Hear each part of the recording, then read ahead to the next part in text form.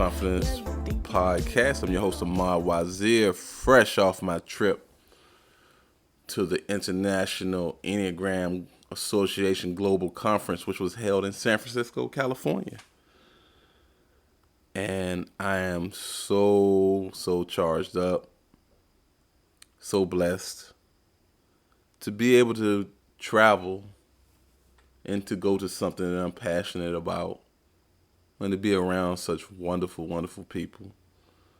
So this is going to be kind of a short message because number one, I'm just recovering from jet lag. Jet lag is real.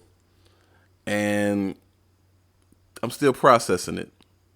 And there's no way I can come on here and do any justice with all the wonderful people I met. I can only speak on a few, and as the next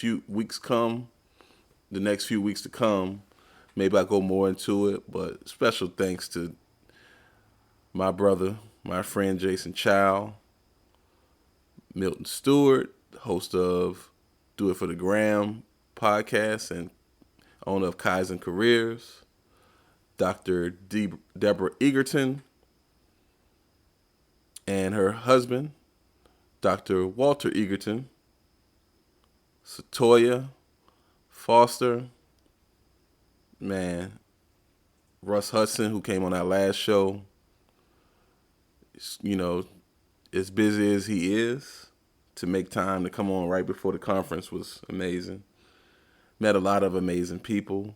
Got some episodes to come up. Made a lot of contacts.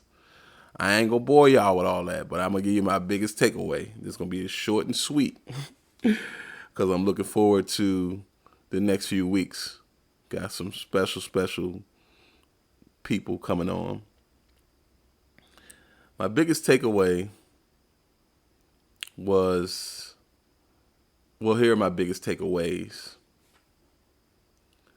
Number one, it helped to crush the imposter syndrome that I suffer from.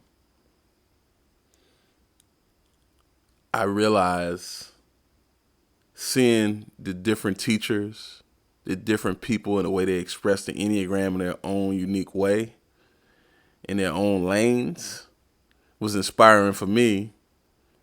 I don't got to know everything, and that's the beauty of the Enneagram. You don't have to know everything. The actual people that you're talking to, they know themselves. You're just helping to bring out and facilitate a safe space that they can express and learn about themselves. I mean, some things we should know, but we don't have to know everything, okay? Also,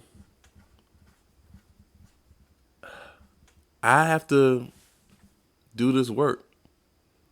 Like, it's hard to come back from an experience like this and just go right back to, business as usual, working my job, and when I feel like it, studying the Enneagram. And no. I realized that this has to be my norm. Not that I can go to a conference every week or whatever, but no, I realized, like, one of the things when I posted the pictures that I posted, people kept saying, "You look so happy." Oh man, the happiness on your face and on the face of the people who you took the pictures with, y'all look genuinely happy. Yeah, because I'm tied into my purpose. Steve Covey, the author of 7 Habits for Highly Effective People, said, "The good is the enemy of the best." And what I realize is, though I use my gifts and talents at my 9 to 5, I use them in my home when it comes to my understanding of personality types, personality structures, core motivations. I use them in practical ways. But if I'm not in a more deliberate way, then I'm wasting a lot of time and a lot of energy. And my biggest walkaway was, you got to come back here and you got to teach this in your own way. You don't need nobody's permission. You don't need people's approval. You just need to help people. You need a sincere desire to help people. And that's it. And continue to learn. But I made that decision on the plane. I got to come back and I got to teach this. I can't allow my 9 to 5 to occupy so much space in my head, because that's not mine. And I have very little control of it. I can manage some things, but it's not mine. It's too many factors. There's too many moving parts. So I'm putting way too much energy. Don't get me wrong. When I'm there, I'm there. I'm giving it 110%. But once I clock out there, this is not my stuff. And I have access to resources, to great people. I got to take myself more seriously. That was my biggest takeaway from there. People didn't approach me. I'm talking about even the top teachers. They didn't approach me like they were way up in the sky and I'm down here. They embraced me. Of course, I give everybody their respect, but I didn't feel inferior to anyone. I felt I got to continue to find a way. The podcast is fine, but I have to teach people in person, because this tool is helping me. And I've had people tell me, even in the limited way I have taught it at work, to anybody who would listen. And one of the touching things they don't notice when they say, "Yeah, man, you taught me a lot." You know, that touches me, because not out of vanity, but they listened. I have something of value that I'm learning, that I'm sharing, and I can't go backwards. And so, going forward, this podcast is going to go to another level, inshallah. And I'm looking forward to bringing you these different teachers that have different expressions of the Enneagram, because it's all beneficial. And sometimes we have to break out of the rat race, if not physically, at least mentally and psychologically. The daily dramas and the stuff that occupies our minds that don't really mean anything, that doesn't water our soul for real. So that was my biggest takeaway. And also gratitude.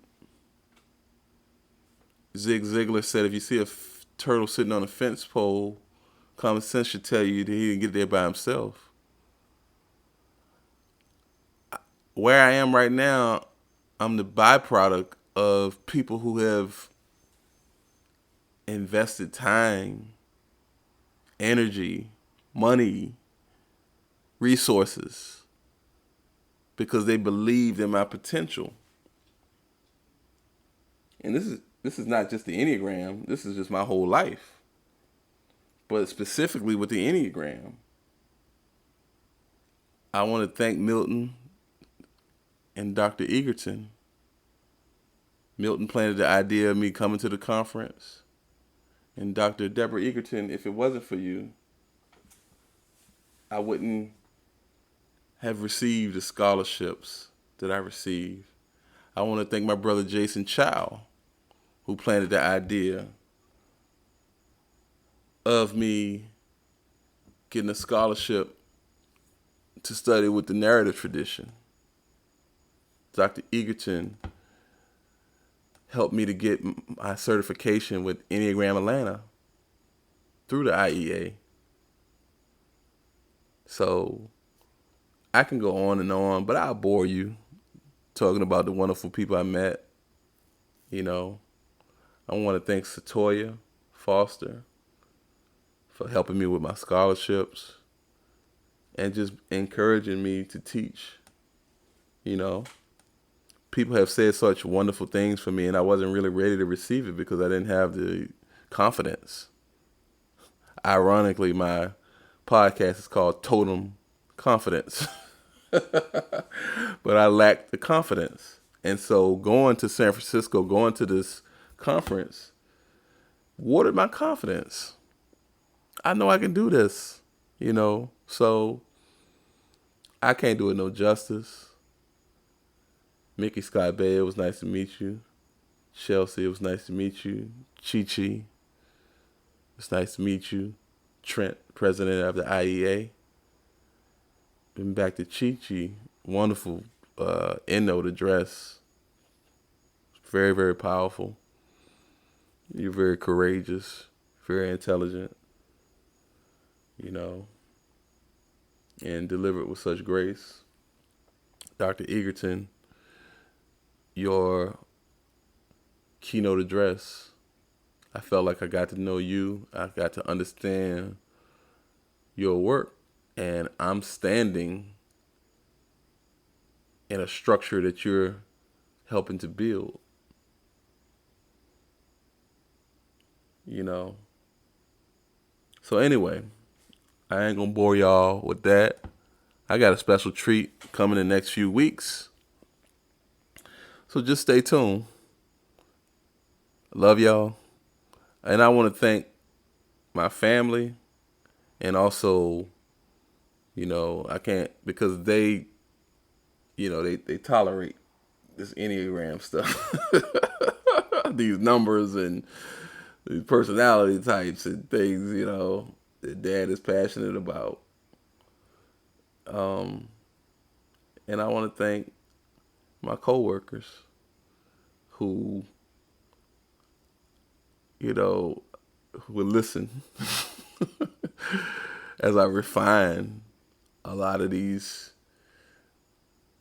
a lot of my knowledge of the Enneagram by bouncing things off and asking questions, and those who are interested, because, you know, it all plays a part. You know, we're not self-made, like everybody plays a part. And so I can't even do it justice to even thank all the people that I met there, because it's little short conversations that I had. So I'll be opening this platform up even more. So just stay tuned. I love all y'all. IEA family, thank you. Talk to you soon. Peace.